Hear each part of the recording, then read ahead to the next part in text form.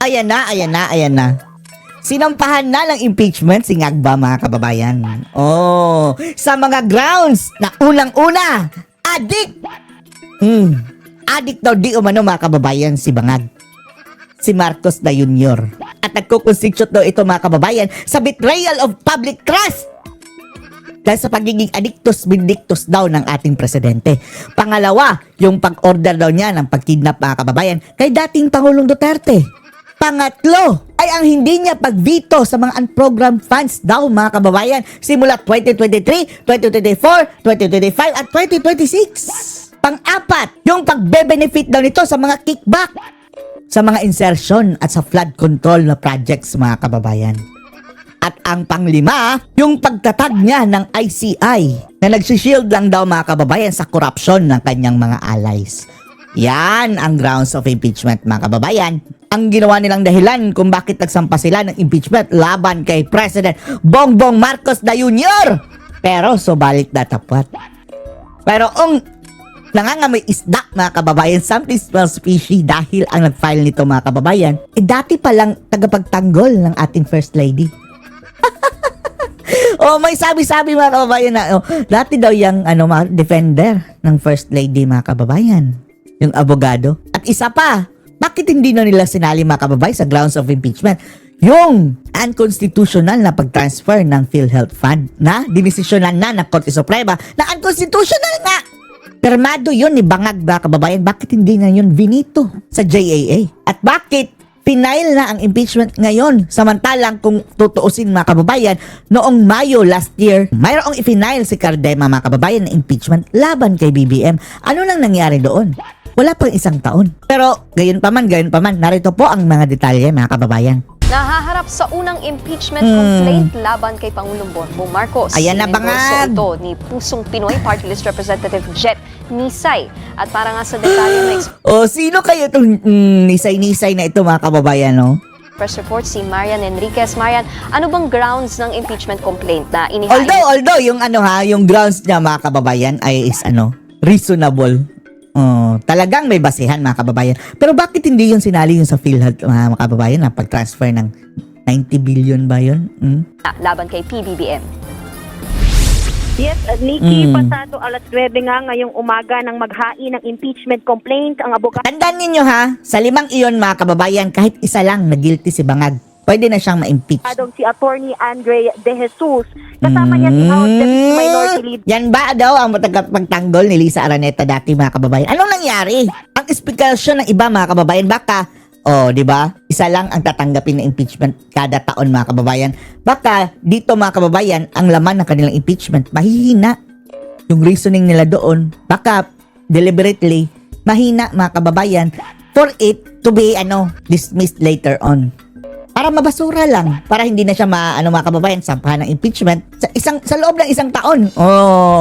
Gaya na ginawa ng nina Gloria dati. Kunwari nagsampa daw ng impeachment, mga kababayan, na mahina para hindi uusad. At Pusong Pinoy Party List Representative Attorney Jet Nisay. Kontraktor din daw yan, mga kababayan, sabi ng Basta may nabasa tayo, mga kababayan, pero i-confirm muna natin na contractor din daw yan. Na nag-endorso ng reklamo sa Office of the Secretary General. Ito ang kauna-unahang impeachment complaint laban kay Pangulong Marcos. Tinanggap ito. Gayon pa man, alam natin walang kahinatnan ang impeachment kay Bangag, mga kababayan, dahil bumangag lahat ng mga kongresista. Pero gayon pa man, maganda na rin ito, mga kababayan, para malaman ng sambayan ng Pilipino, pati na sa buong mundo, mga kababayan, dahil mababalita ito na sinampahan ng impeachment itong si Bangag dahil sa mga ganitong mga akusasyon.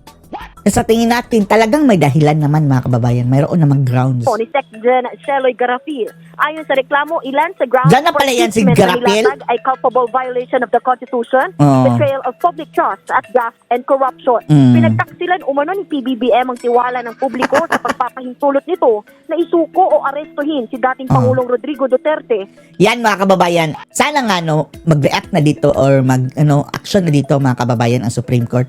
Dahil kailangan nitong desisyonan ng mga kababayan kung talagang legal o illegal yung pagkaka-kidnap kay Tatay Digong. Kinidnap na nga, legal pa. The Supreme Court lang ang magpapatunay niyan, mga kababayan. Habang wala pang desisyon ang Supreme Court, mayroon pang palusot itong si Bilang Bangag. para dalhin sa International Criminal Court at kabiguang i-veto ang unprogrammed appropriations sa General Appropriations Bill. Matatandang nag-rule ang Korte Suprema na labag sa saligang batas ang unprogrammed appropriations. Oh, pwede rin yan. Pwede rin yan. Nakasaad din sa reklamo na nag-commit si PBBM ng graft and corruption dahil umano sa pagbenepisyo sa kickbacks at ghost projects. Oo, yan. Pero papatunayan pa yan mga kababayan. Dapat sana nandito si Zaldico dahil siya ang star witness niyan mga kababayan kapag nagkataon. Dahil siya ang isa sa mga nagdala ng mga pera mga kababayan doon sa Aguado daw sa Malacanang. Pinunto rin ni Andres na sa impeachment complaint ang pagiging unfit to serve bilang Pangulo ni PBBM dahil sa issue ng umano'y drug addiction. Aroy. Oh, yan mga kababayan, madali lang yung patunayan. Diyan talaga dapat mag-focus itong ating mga mambabatas mga kababayan dahil madali lang i-invoke lang nila mga kababayan na magpa-hair follicle test itong si Bangag. Tayo kahit yan lang, the rest. Sige, mahirap patunayan yun Pero yan lang ang hindi niya matatakasan mga kababayan dahil scientific. Kapag mag-positive ka, BBM, impeach ka. Yan na lang ang basihan ninyo mga kongresista at mga senador. Pero kapag magne-negative ka sa hair follicle test, sige, magpatuloy ka ngagba. Magpatuloy ka. Pero dapat dito mga kababayan mapilit itong si Bangag na magpa-hair follicle drug test. Binuurin daw ni PBBM ang Independent Commission for Infrastructure o ICI. Yan. Bumuo siya ng mga kababayan. Parang palusot na lang, no? Para ma-delay ang kanyang investigasyon sa flood control scam. Para protektahan ang kanyang mga kaalyado. Yan muna ang latest dito sa Kamara. Yan ang latest? Maan, pero naka-break ang session ngayon, no? So ano bang mangyayari sa complaint? Actually ngayon, Yan. Kung iti-technical nila yan mga kababayan tapos ibabasura lang din o nanggugulo lang. Alam na this. kinumpirma nga mismo ni Secgen Sheloy Garafil na natanggap na Nauna pa nasampahan si Bangag, no? Kay Sara, kailan? Sa February 6 pa kasi kay Sara Duterte mga kababayan. Ito si BBM. Ewan lang natin kung valid na ba yung unang na sinampa ni Cardema sa May 2025 mga kababayan. Nagsampa si Cardema Ang sabi nga natin, huwag ka munang magsampa Cardema dahil patapos na ang Congress nung May mga kababayan. And then, wala ring mangyayari dahil mga lumang congressman yun mga kababayan May, tapos sa June mga kababayan, papalitan na sila. Tapos 1 year na naman ang ban. O eto, wala pang 1 year, nagsampa na naman mga kababayan. Baka gagamitin nilang palusot, nagsampa si Cardema May so invalid yan. So aasahan natin sa May, yan ang 1 year na pagsasampa na naman mga kababayan, tapos guguluhin na naman nila. Nagsampa na lang January ngayon. Tapos sasabihin nila, dapat isa lang. Ewan na natin kung anong ito ng mga bangag mga kababayan, mga plano ng mga bangag. Yung impeachment complaint at malam mo naman na nagkaroon ng pagbabago kumbaga doon sa Supreme Court matapos nga nilang i-rule yung nangyaring impeachment complaint na una kay Vice President Duterte. So kailangan pa natin kumpirmahin paano uusad itong panibago o yung kaunahang impeachment Sige complaint. kahit hindi lulusot yan mga kababayan, pero mag-e-expect tayo ng hearing. Si Bangag na naman ang center point. Kaya yan. Gusto namin yan. Laban nga kay PBBM matapos nga itong ruling ng Korte Suprema. Kasi kailangan mag-convene ang House Committee on Rules, House at Committee on Justice para nga pag-usapan dahil kailangan Yung niyang BBM, no? yung rules sa impeachment complaint or procedures ng impeachment dito sa Kamara. Nikki. Yung decision Mete? po ng Korte Suprema, no? Kasi nagbasa ako dito sa ilang mga separate opinions. At least merong 3 rito na merong pinag-usapan patungkol sa unprogrammed. Ito, isa sa mga sa impeachment mga kababayan, grounds for impeachment, yung pagpasa sa mga unprogrammed funds na pinirmahan ni BBM na sinabi na daw ng Korte Suprema unconstitutional. Appropriations. Una, itong si Senior Associate Justice Marvic Leonen, sabi niya that the increase in unprogrammed appropriations is unconstitutional. Unconstitutional. As Congress can only approve or reduce the budget proposed by the President. Dapat vinito yan ni Ngagba, mga kababayan. Sabi pa niya rito, as the result, entire 2024 GAA should be declared invalid and that the 2023 GAA should have been reenacted. Dito naman sa sinabi ni Associate Justice Benjamin Caguioa, sabi niya rito that Congress exceeded its authority when it increased the unprogrammed appropriations proposed Yan, no? Harap-harapang pambabalahura na sa budget natin, mga kababayan, no? by the President, describing the move as a And deliberate the culprit attempt is the president to to naman, mga kababayan. Siya ang pumirma, eh. the constitutional prohibition against increasing the President's proposed appropriation. Sabi naman dito, he noted that in doing so, Congress grossly undermined the executive's development goals and policy priorities. Meron pang isang justice dito, sabi naman ito, medyo mas malinaw ito sa kanya. Si Associate Justice Ramon Paul Hernando held that unprogrammed appropriations in the GAA are unconstitutional and that the entire amount should be removed. Removed. Ito po, mahigit 200 billion pesos, 243 billion pesos ang naratify ng Kongreso. Pero merong 92.5 billion pesos na binito ang Pangulo dito, no? Binawasan daw yung mga unprogrammed funds. Pero sa tingin nyo po, swak po dito yung sinasabi po nitong mga associate Hindi kailangan bawasan. Dapat alisin. justice po ng Supreme Court, Attorney Trixie? Well, on the matter of increasing the appropriations, oo, malinaw yan sa saligang batas. Oo, Walang na dapat hindi pwede madagdagan, mga kababayan. Pwede lamang i-maintain or bawasan. issue. And pare-pareho actually sila nang sinasabi. Dito, yun yung heart ng issue is to whether or not yung budget itself is unconstitutional dahil pinalaki nila yung unprogrammed appropriations. Pero sure ako, hindi lang dun sa unprogrammed appropriations lumobo yung budget na iyon. Marami pang mga kababayan in-insert. In the same way na dito sa atin, lumobo yung ibang mga provisions doon Lumobo sa ang tiyan ni Admiral. Sa NEP. Kumbaga, dinagdagan nila ng budget because dun nga according to Senator Amy, dun tinatago yung mga soft pork. Mga pork giniling.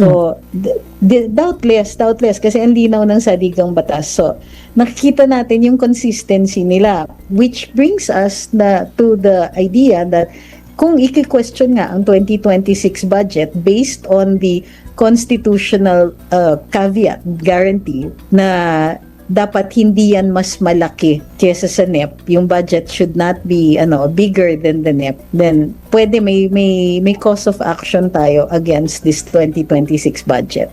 Opo, kasi halimbawa, gaya dito ng sinabi ni Senior Associate Justice Leon, Congress can only approve or reduce the budget Correct. proposed by the maintain. President. At itugma ko na lang doon sa binanggit sa SONA ni BBM na hindi niya pipirmahan kung Pinirmahan nga eh. taliwas doon sa NEP ang Pinirmahan. mismong budget, which Bangag. di ko alam kung ito nga ba ay Isang kabangagan, totoo mga kababayan. dito nga po sa 2020 Obviously, hindi. 26 Adman. budget attorney. Meron pa dito yung mga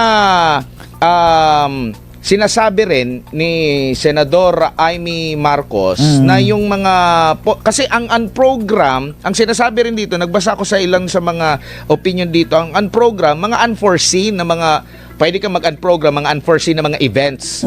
Pero yung pagbibigay ng mga ayuda, mga AIX, kung iba pang mga pagbibigay ng ayuda, pasok ba ito sa mga unforeseen events? Bakit hindi na lang inilagay mismo Sa DSWD? DSWD? Ba't nasa unprogram ba? Hindi, ganito yan. Yung unprogrammed, kung meron kang existing line item budget, pwede mong dagdagan from the unprogrammed. So, kunwari, meron kang project already. Tapos, ang release for that year, kulang. O, let's say, ang ginrant under the budget, out of 100 million, binigyan ka lang ng 60 million para dun sa isang proyekto nyo. Kapag, yun nga, nagkaroon na ng pondo ang DBM dahil nangolekta na sila dun sa mga new taxes and all that, pwede kang Dagdagan. pwede silang mag-release provided yung item na yon ay may line item budget siya in the GAA. So yun lang ang pwede. So ano palang ginawa nila? Inabuso nila? Usual nga na magkakaroon, Gumawa sila ng mag-identify sila ng mga project Hindi existing na dito project? sa unprogrammed appropriations. Dati hindi yan nililista. So maaari kang ang nililista yung mga priority lang na pupondohan as long as those priority projects are contained already in the GAA at mayroon silang line item budget. So unusual yung ganyan. Now, even yung mga binito ng Pangulo doon sa unprogrammed appropriations, medyo may umaangal. Kasi halimbawa, yung sa personnel na benefits, bakit nabawas yun? Pati yung dun sa subsidies ng GOCCs. Remember that PhilHealth is a GOCC. Meron talagang subsidy from the national government under the GAA, and usually it goes into MOOE. So yun, ang dami-daming questions. Bakit tinatanggal yung mga yan? And bakit and where did the part go? Bakit dati nakikita natin nasa unprogrammed, di ba? Pero ngayon they are somewhere else. So isa pa 'yon. The president said na nagtanggal siya dun sa unprogrammed appropriations, pero he didn't mention anything about yung mga increases sa NEP in things like farm to market roads. Oo nga, no? Yung health, yung subsidies for healthcare, yung mga pinamimigay as a form of medical assistance, pati yung mga IX, assistance to individuals in crisis situations, tumaas yun. Those are again higher than the NEP, but the president did not say anything about it at hindi niya vinito yung sobra. Opo. Kaya nga ngayon mga kababayan, ginawang rason sa impeachment. So, again, budol na naman. Meron pong pahayag sa isang panayam kay Acting Secretary ng DBM, Ronaldo Toledo. Ang sabi nga niya rito, binigyang diin niya ng mga program funds, pwede lang ma-release pag may excess revenues, which ang bansa po natin laging deficit po tayo. Never. Tapos dadaan daw sa rigid validation at mag-secure pa ng certification mula sa Bureau of Treasury. Kinote siya dito, sabi niya rito, hindi ito illegal, ito ay binigay ng Kongreso. Sinabi ng na Kongreso, nakakampon din nila mga kababayan, pinsan na tambalos-los Kampon niya. ito ay binigay ng Kongreso sa amin at ayon sa batas, pwede po natin gamitin bilang to stop that. Lalo na yung Tapos sila lang din mga kababayan ang gumagawa. Connivance mga kababayan with the lawmakers. project na urgent at saka kailangan nating implement. Kung kailangan palang i-implement, bakit kailangan nasaan program? Correct. Dapat pinondohan na yan to begin with. Tapos yung pag-veto pa nila mga kababayan, nakakatawa dahil yung kanilang ni-request, sila po hindi lang mabumito. Diba, dapat prioritize natin yung Stupid. pagpupundo ng mga proyekto na yon if they are so necessary and so urgent. So, hindi mo ilalagay sa unprogrammed kung napaka-urgent. So, isang hinanakit ko dyan, yung mga trend na bawasan na naman talaga. yung budget para sa mga trend, and so nadidelay.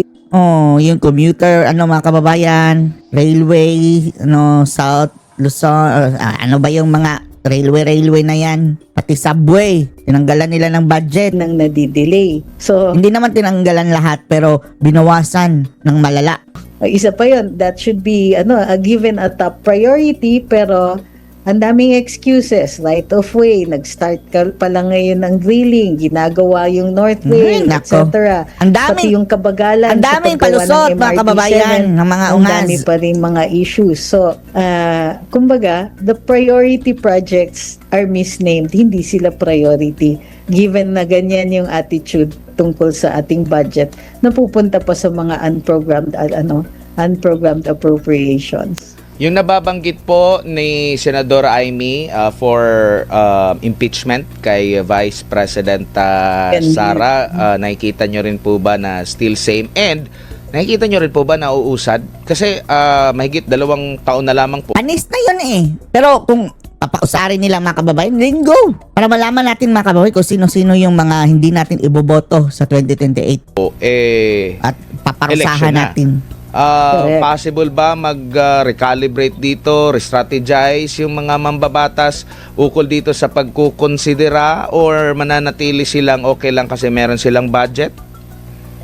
Hindi kayo So, masasalba ng budget. Tingin ko it's irresistible talaga yung budget. Yung kung totoo yung sinasabi nga ni Senadora Amy na yung soft pork ay para pondohan ng impeachment, alam natin na yung term na pondohan ng impeachment ay supposedly babayaran yung mga boboto. Suhol, yung mga, graft let's yan say, nga, yung mga mga kababayan nga mambabatas eh. na involved dyan. Sa form of corruption. Tingin ko, it's very irresistible Kasi, but if hahanay yung mga mambabatas, lalong-lalo na yung mga kongresista na magko-conduct ng impeachment, kung hahanay sila pabor sa impeachment, ang laki habang lumalapit sa 2028, tumataas ang risk nila. So, kumbaga, baka katapusan na ng political career yung kapalit ng pera na matatanggap for impeachment. As to your other question, tingin ba matutuloy yan? Hindi talaga mapipigilan yung Makabayan Bloc na mag-file ng kanilang reklamo for impeachment. Nag-file na nga, pero ngayon mga kababayan, aside doon sa sa impeachment na final, mag-file din daw kay Bangag mga kababayan, Makabayan Bloc. Ano to? File-filean lang mga kababayan kunwari? Alam naman natin Makabayan Bloc is bumangag na yan mga kababayan. Bumangag ng muli. But will it prosper? Nagbago yung rules ng impeachment proceedings sa House of Representatives. Nagdemand ayon sa Korte Suprema dun sa kanilang desisyon, kailangan may due process. Kasi pinag-uusapan nung time na yon yung 1/3 vote, no? Pag 1/3 vote, it can be certified at pupunta na sa Senado. Ang ginawa ng House is meron silang parang mysteriously appearing fourth complaint for impeachment. Mysteriously appearing. Naging articles of impeachment in less than a few hours. Walang presentation of evidence, hindi pinag-usapan yung walang due mga process. charges against the Vice President, walang Meron pang opportunity bayaran. for her na Yan isang lang mga kababayan, isang congressman lang ang kailangan para i-prove na mayroong bayaran. Sila ang dapat makasuhan ng mga kababayan itong lambayad. sumagot, walang opportunity na makita yung articles of impeachment ng mga tao who were voting on it, yung mga kongresista, and wala ring opportunity. Ang ilan nga, sabi mga kababayan, akala daw snacks. Ay, nakapalusot ng mga buwisit. Na i-test yung evidence, like Stahan kung daw ng ang snacks. witnesses through questions and answers, through probing questions sa kanila, walang pagkakataon at all. It was just they produced the complaint, they voted on the complaint, tapos pinadala na sa Senado. Hindi na nila mauulit yan. So ngayon, kailangan ma-produce yung complaint for impeachment. Kailangan maipakita yan sa lahat ng boboto. Kailangan mapakita yung ebidensya sa lahat ng boboto. Kailangan ng bigyan ng pagkakataon yung respondent na makita niya yung reklamo at makita niya yung ebidensya at makasagot, mabigay ang kanyang panig. Yan, gusto natin yan dahil although ito si Bangag mga kababayan, asahan na natin na sasabihin mo natin, bayaran para hindi siya ma-impeach mga kababayan through budget. Pero, sila mga kababayan na required na dinggin itong paglilitis. Mapipilitan sila na dinggin iyan. At sana, ito talagang mga mga kababayan, anti-Marcos o mga galit kay Marcos, pumunta sila sa paglilitis. At i-demand nila mga kababayan ang hair follicle test kay Bangag. Is not going to be as easy as 2019, as the 19th Congress. The 20th Congress is a different Congress, and they're now under new rules. So, when you hold a trial, makikita ngayon who are deeply involved din dun sa impeachment proceedings. Yung career ng mga yon ang i-decide ng mga ng taong bayan in 2028. So they will have to think very carefully kung paano sila aasta, paano sila gagalaw if an Manda tayo. impeachment complaint is received by the House. Ngayon pa lang, paghahanap na kami ng pwedeng ipangtapat sa inyong mga hudas kayo. So exciting yan. I doubt if they will want to. Ang tingin ko may ilang mga kongresista who are already very hesitant to participate. Hesitant talaga. Si Abante na mismo ang nagsabi na wala daw gana. Opo. Ma'am, balikan ko lang yung sa PhilHealth na dapat isole, no? Parang kasama na yata sa 2026. Pero marami pong mga mga nag-a-analyze dito na tama ba 'yon? 'Di ba merong tinanggal na pondo mula sa PhilHealth tapos magbabudget ulit para sa PhilHealth. Di ba double taxation yun? Di ba meron na ka ng kinuha? Double whammy. Double whammy na. Tapos kinuha. Dapat, at ang sabi, dapat in-explain nila mga kababayan saan nila nilagay yun. Dahil marami ang nagsasabi na sa Kurakutan napunta daw mga kababayan. At kung mapatunayan na sa Kurakutan yun napunta, talagang malilintikan itong Singagba. yun ang dapat na maibalik. No? Pero ang ginawa dito, naglagay ng karagdagan na pondo para sa PhilHealth po.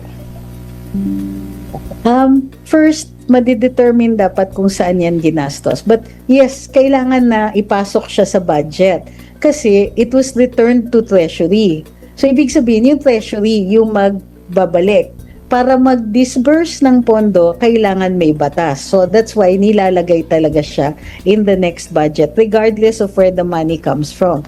But more importantly dyan is, kailangan transparent More din sila kung important. saan nila nilaan yung pera.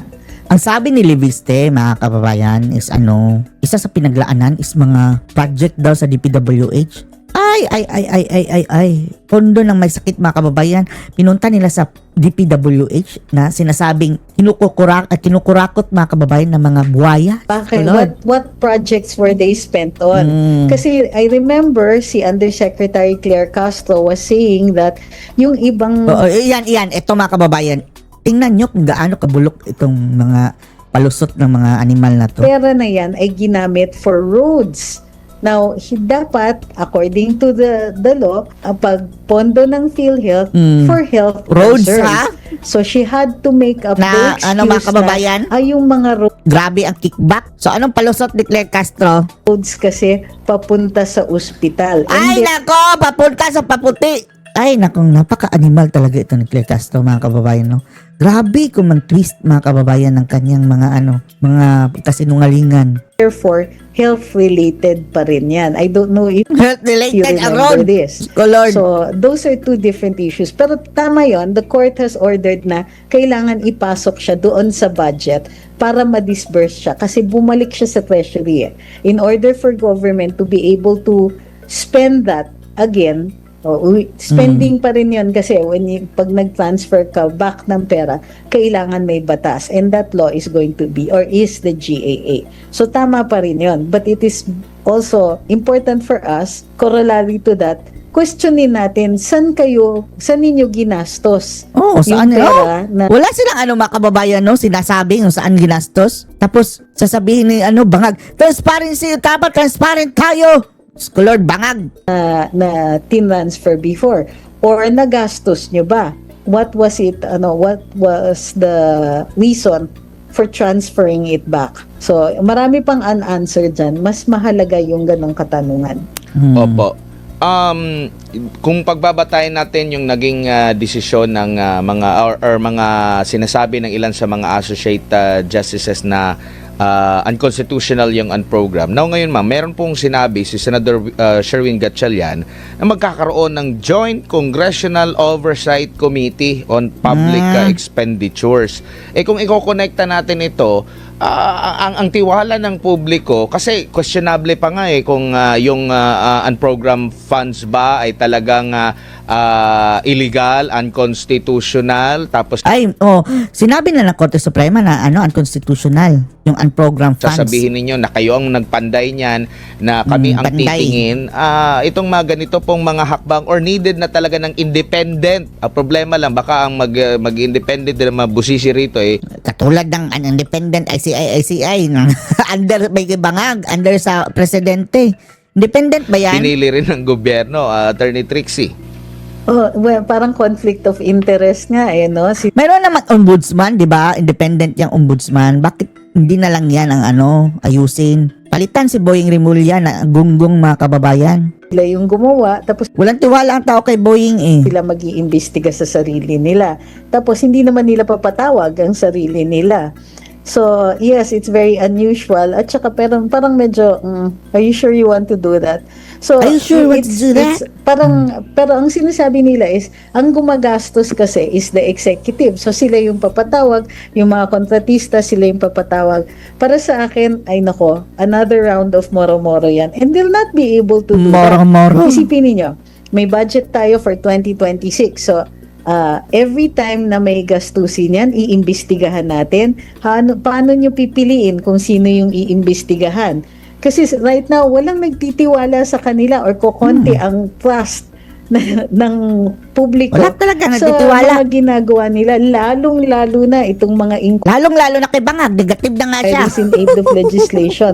Nag-conduct nga Mr. ang Negative! House ng inquiry tungkol dito sa sa flood control projects. Walang naniwala. Wala nga nakakaalala kung anong mga sinasabi sa kanilang mga pagdidinig Mas pinakinggan pa yung sa Senado. Wala nga tayong alam mga kababayan no, na talagang ni BBM, kanyang plano dati. Ang sinasabi lang ni Bangag mga kababayan dati sa yung nangangampanya siya, sama-sama tayong babangag muli. Oh, yan lang mga kababayan. Wala talagang clear na direksyon. And even if the ICI also has a credibility problem, mas pinanood pa yon. So again, medyo nag-aaksaya sila ng oras sa ganyan. Time is better spent on creating laws and updating yung mga laws na outdated na rin. Nakakalimutan kasi yung trabaho Kailangan gumagawa sila ng batas for the betterment of the people. If they spend so much time in inquiries, parang puro politika na lang ang inasikaso nila imbis na yung actual day-to-day work of running the republic. Opo, balikan ko lang yung sinasabing paghahain muli ng impeachment, no? Kasi natanong din ang palasyo, ma'am, at tatanungin kita bilang bihasa rin sa communication. Kasi ang palace briefer po, tinanong siya Ay, palace briefer na kung animal. anong masasabi, no? So, same, parang hugas kamay pa rin na karapatan nila maghain ng impeachment complaint ang sinumang grupo at hindi na ito sakop ng Pangulo. Malala natin, merong sinabi noon si Marcos Jr. na hindi The maganda Junior. yung impeachment ng mga ganyan. Nagbager. Pero after nun, wala nang ibang statement pa yata yung Pangulo. Pero tinanong ulit ang palace briefer, hindi ba pwedeng kausapin ng Pangulo ang Kamara dahil Kinausap na nga dati, di ba? nagkaroon na rin ng failure of yun ang impeachment last 2025. Pero Sabi ni Claire Castro, ay, sino may sabi failure? Hindi pa umaamin ang sagot animal. ni Jose Claire Castro, sumagot siya doon sa failure impeachment. On At constitutional na nga, sabi ng Korte our Suprema. part, we cannot say that that is a failure impeachment. So sumagot pa rin siya. So akala ko ba parang hindi saklaw nila nga. Pero nagbigay pa rin ng Umas yan komento po, Attorney Trix. Lahat may komento yan si Claire Castro, mga kababayan, kahit hindi siya tinatanong. Kasi lalong magugulo yung Ang dami mong alam. akala ko ba wala kang pakialam Claire pero Castro. meron pa rin Wala namang alam, mga kababayan. Eto no, tama yung kasabihan nga, mga kababayan, na the more ka, mga kababayan, na walang alam, mas marami kang sinasabi. Ito si Claire Castro, ang daming sinasabi, wala namang alam. Talagang, mga kababayan, na masinsina na sa usapan. Walang alam yan si Claire Castro. mga ganun na mga opinion po, attorney, na masasabi nyo po? Well, yun na nga, contradictory minsan. But to be fair to Undersecretary Claire Castro, Walang fair dyan. tinanong pa rin Udas naman niya. siya. Kumbaga, so I assume na she's just answering the Answering, ang mga tanong dyan is mga na mga kababayan, ready question na. Pwede nga galing lang yun kay Claire Castro. Well, marami siyang kasabwat dun question. Bamuangan. Pero yun nga lang, contradictory. Yung mga komento about the legislature should have been left to the legislature. But unusual din yung sagot nasasabihin niya that was not a Stupid. failure of impeachment when the Supreme Court actually voided it. So, it would be interesting na marinig kung ano yung explanation niya for that, for saying na hindi siya failure. Natatalo sila sa kaso. How can you not consider it a failure? So, at saka, the manner in which it was conducted, yung desisyon ng Korte Suprema, May desisyon ng Korte Suprema. Unanimous pa, tapos sasabihin ni Tuta Soto, unanimous mistake. So, how can it be characterized as anything but a failure? Opo, huli na lang po. Masyadong harsh lang. Opo, huli na lang po mula sa akin dahil tinanong din muli ang palasyo hinggil nga doon sa ine-expect kasi ito, sinabi mismo ni Marcos Jr. Attorney na magkakaroon ng walang merry na Pasko, no? So Ay, wala na mag-February na. may mga Walang Merry na Pasko sa 2028. malalaking mga individual na makukulong po at hindi Sa 2028 December siya ang makukulong. Merry. Pero dumaan na po yung Yan ang Merry. Pasko, dumaan na po yung New Year, wala pa rin po at ito yung rason ni Yusek Castro. Sabi niya rito, ang binanggit po ng Pangulo doon sa kanyang report ay sa mga taong nabanggit niya. Marami ang hindi magiging merry ang Christmas. Wala naman siyang binanggit kung sinong pangalan. Pero tandaan natin, sa higit 4 na buwan, may mga nakulong, may mga warrants of arrest na na-issue, may mga walang politician. nagbago, mayroong nakikipag-usap, nagsisettle at binigay restitution, isinusoli karamihan sa kanilang Restitution, mga kickbacks na hindi naganap. Never nangyari sa anumang administrasyon. Sa administrasyon lang po ni Pangulong Marcos Jr. Mangyayari naman ito. Ang pagsabi po niya na mayroong mga taong hindi magiging merry ang Christmas, yun pong mga nakakulong po, definitely hindi naging merry ang Christmas, pero hindi pa naman po tapos ito. Kung masasabi niyo po rito, Attorney Trixie? Well, I think that one thing that is lacking in this administration is a good communicator. Nung si Presidente Duterte walang communicator puro panggulo warning. Ano yung sinabi niya? Ito na ang huling Merry Christmas ninyo. I hope na gaya-gaya pala si Bangag, mga kababayan, kay Tatay Digong, no? Ito si Bangag, wala talaga originality, mga kababayan, no? Yang kanyang sama-sama yung babangon muli. Yung kanyang yan, gaya-gaya yan sa kanyang tatay, mga kababayan. Tapos yung Duterte's Kitchen, gaya-gaya din. Mayroon din siyang walang gutom kitchen na mga kababayan. Umaandar lang kung mayroon siyang propaganda na may nagbibideo. Tapos ang build, Tatay Digong, ginawang BBM, build better more. Just Lord, alala ninyo yung kanyang ad before na na he was talking about crime. Tapos, nga, ganun yung pagkasabi, swabing-swabe, magaling in delivery, concise, and very, very si Tatay Digong yan. clear. Some people might not have liked it, pero very clear yung Pero si Bangag, wala. Gulo, mga kababayan, So kausap. unfortunately, when you're briefing the media, Ang gulo kausap yung talaga. sasabihin mo, dapat Ito si Nagba, mga kababayan. Ang gulo mo! angkop, Sarap dun sabihan ng ganyan, mga kababayan. ng inyong tanong. Pinagsasabi nito. Among other things, first, it has to be in accordance, yung factual, in accordance with the law, tapos, and it must must make sense. Di ba? Dahil si Bangag, So nonsense. dito, parang ang lumalabas is that, ano na nga ba ulit yung sinabi niya? Na she was making excuses, di ba, kung bakit wala pang nakukulong. The simple answer, the short and simple answer The to long that and would short have of been, it. well, we are Walang according nakukulong them dahil kung kakalkalin talaga natin papunta sa amin ang CC. At saka yung kasalanan. due process Yan as ang any totoo, mga kababayan. person subject to these kinds of investigations and ultimately judicial proceedings are entitled to. Nako. Sarsuela. Kaya ngayon, unti-unti nang mga kababayan na nauubos ang kanilang masasayang araw. Di bali, mga kababayan, malapit na 2028, 2026 na 2027, mga kababayan, wala na, bakbakan na to. 2028, goodbye ka na, Bangag. Ang dali lang ng panahon, no? Ang dali lang. Gusto natin makulong na silang lahat, mga kababayan. Ano masasabi niya dito, Faust de Camas Valaus?